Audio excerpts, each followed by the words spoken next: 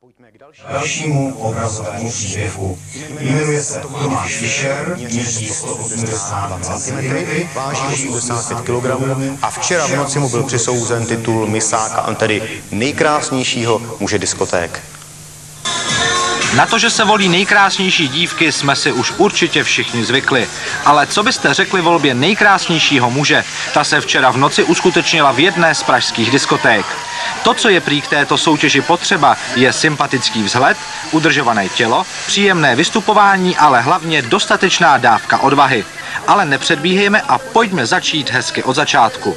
Nejprve proběhla 2 semifinálová kola. Z nich odborná porota, složená s přísným pohledem hodnotících dam, vybrala 10 finalistů. Ti postoupili do závěrečného finále o nejkrásnějšího muže večera. Nejmladšímu z účastníků bylo 14 let a byl absolventem církevního gymnázia. Na dotaz, jak jde dohromady církevní gymnázium a volba misáka, odpověděl, že zkusit se prý má v životě úplně všechno.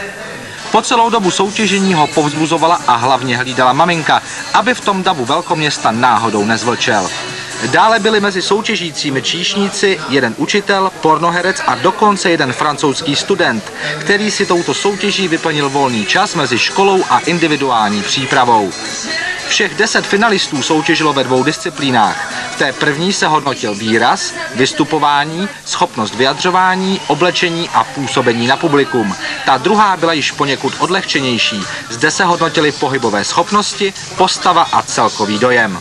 Nyní známe obě disciplíny a před námi je tedy závěrečné finále, ale ještě předtím pojďme vyspovídat jak porotu, tak 2 z účastníků. Jaký je rozdíl z vašeho pohledu mezi tou soutěží v ženské kráse a v té mužské kráse?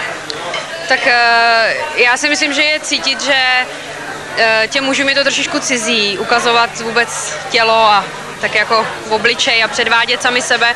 Myslím si, že ženám je to trošičku bližší, že to je cítit na tom projevu, ale jako myslím si, že kluci se nestydí, že jako předvádějí docela víc, než jsme si mysleli. Jsou odvážní, no. Já jsem hrozně ráda, že se tyhle ty věci dějou, ale samozřejmě, protože to je poprvé, tak si myslím, že jako je do budoucna co vylepšovat.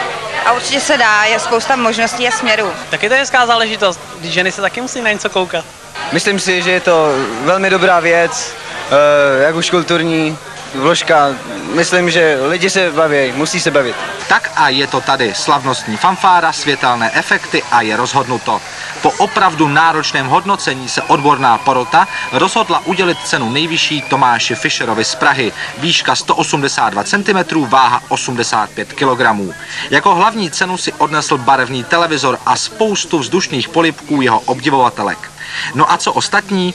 Jak jsme se dozvěděli v zákulisí, drželi se hesla "Není důležité vyhrát, ale zúčastnit se". A tady bych si dovolil malou úpravu. Není důležité vyhrát, ale dobře se pobavit. A to se všem, kteří ve společnosti pěkných mužů strávili středeční noc a čtvrteční ráno, určitě podařilo.